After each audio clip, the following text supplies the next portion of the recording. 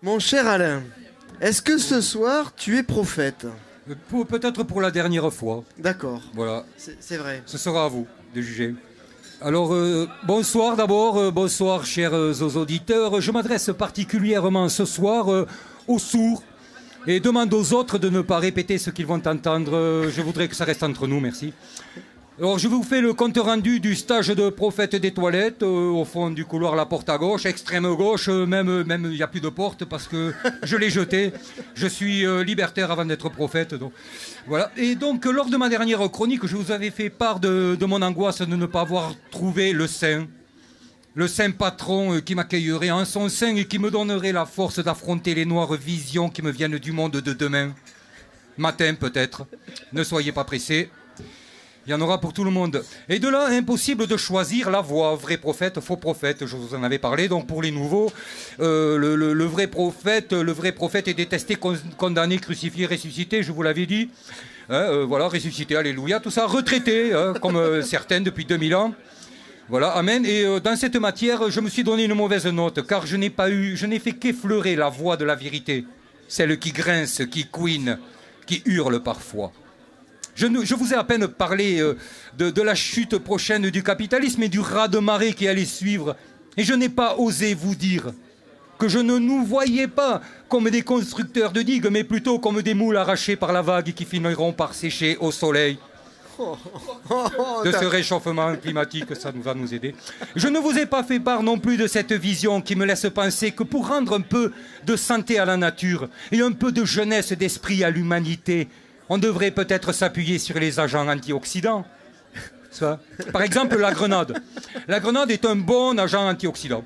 Bon, c'est un peu dur à avaler et on se retrouve avec plein de pépins, mais voilà. Bon, ça c'était dans ma voix de vrai prophète. Donc. Alors là, quand même, parce que pour la radio qui n'a pas l'image, il faut savoir que Alain a des bouts de papier comme ça, on sait pas trop, il sait pas trop où il va, mais il y va, hein. Ben voilà. Voilà, c'est notre prophète à nous. Je me permets d'improviser peut-être pour la dernière fois. Je crois. Alors bon, alors après aussi, j'ai hésité. Dans la deuxième partie, j'ai essayé la voie du faux prophète. Vous voyez, le faux prophète, c'est celui qui annonce le salut par la croissance, la consommation, la compétition, le capitalisme, les grands patrons, tout ça. J'ai essayé. Alors il faut savoir aussi que le faux prophète, lui, contrairement à l'autre, n'a pas le droit à la retraite, hein, n'est-ce pas? Parce qu'il arrive souvent qu'à force de lécher les chaussures de ses supérieurs, le faux prophète meurt d'un cancer de la gorge causé par les produits contenus dans le cirage laissé par ses collègues, les cireurs de pompe. Non mais c'est une voie. Bon, j'hésite toujours. Et alors, voilà, je suis perdu, mais je vais me retrouver. Ah, voilà. Alors, dans la deuxième partie de mon stage, j'ai voulu rencontrer Dieu. Normal, hein, pour un prophète. Je voulais rencontrer Dieu. Alors j'ai cherché, j'ai fouillé. Alors je vous avais parlé du Bilderberg, le nouvel ordre mondial, vous savez. Ouais. Ceux qui sont plus près du dieu argent, n'est-ce pas, et de la religion capitaliste, pardon. Capitaliste, voilà, les évêques, donc de la religion capitaliste. Et donc je vous ai parlé de ce nouvel ordre mondial où se réunissaient tous les plus puissants de ce monde, les banquiers, les financiers, les machins, tout le monde. Et voilà, ils sont là. Et donc attendez, j'ai oublié un petit quelque chose. Et là il revient sur sa première feuille, hein, je dis ça pour la radio. Oui. Ah, j'ai perdu une feuille. Oh, bah, non, regarde, c'est écrit, c'est ce qui est raturé voilà. là. Alors donc voilà. Non, mais c'est important.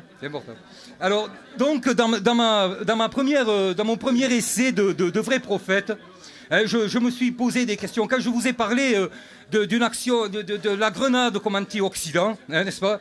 J'ai pris peur un peu. Je me suis dit, puis-je leur dire? Qui suis-je? D'abord, que voulons-nous? Hein? Vous voulez quoi? D'abord, j'ai dit. Et puis je me suis dit, où en sommes-nous? Ou plutôt, dans quelle somme sommes-nous?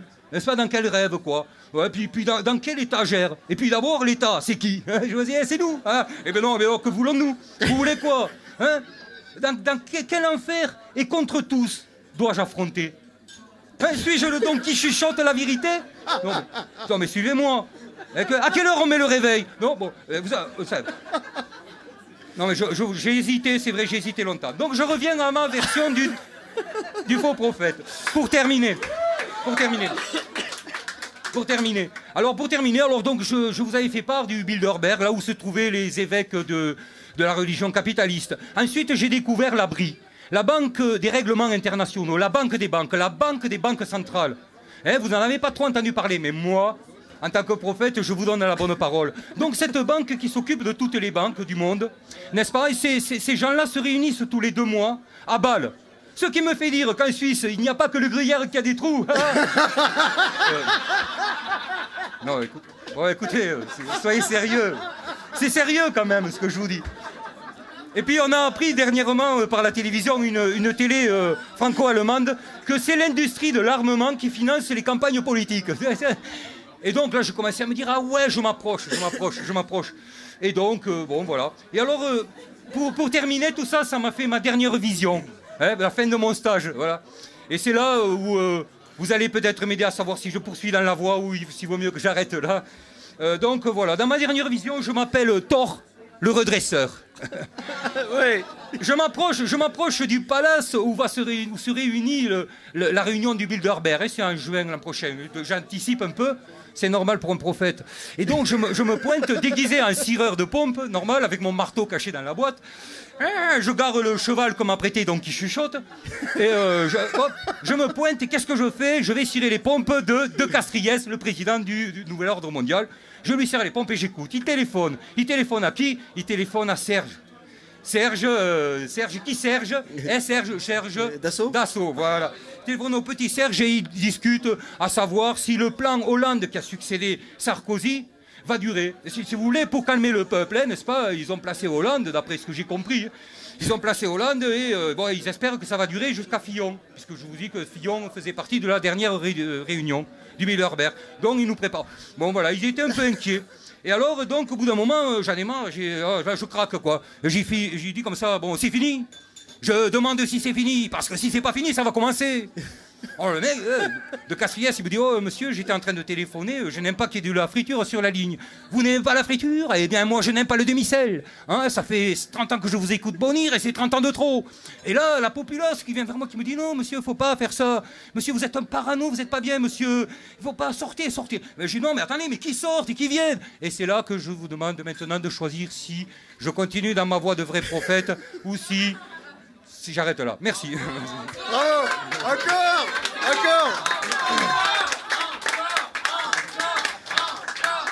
Qu'est-ce qu'il est cabot, hein? Qu'est-ce qu'il est cabot, cet Alain.